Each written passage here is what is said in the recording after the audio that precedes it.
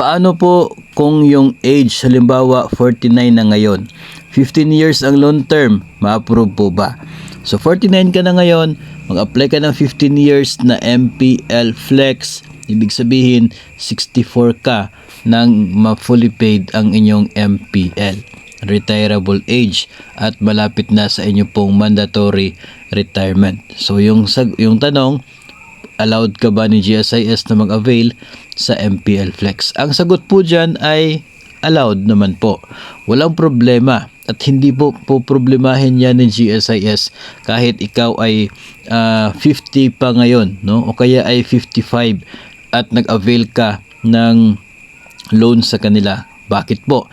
Kasi the moment po na kayo ay magretiro, magpa-process po kayo ng inyong pong retirement benefits sa GSIS. And that's the time that GSIS will ask for a payment of your loan balance, no?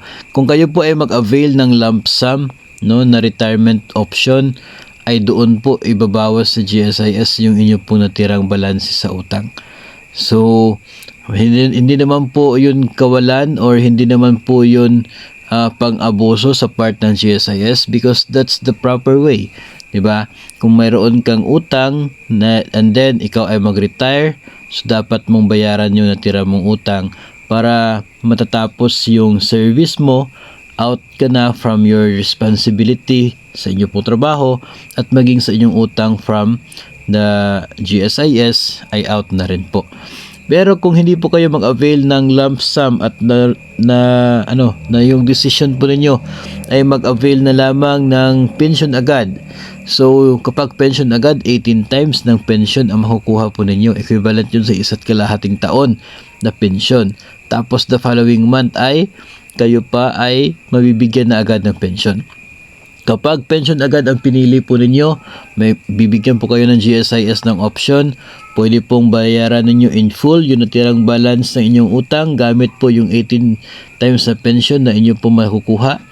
Pwede po na 75% lang ng utang yung bayaran. Pwedeng kalahati, pwedeng 25% ng utang ang bayaran.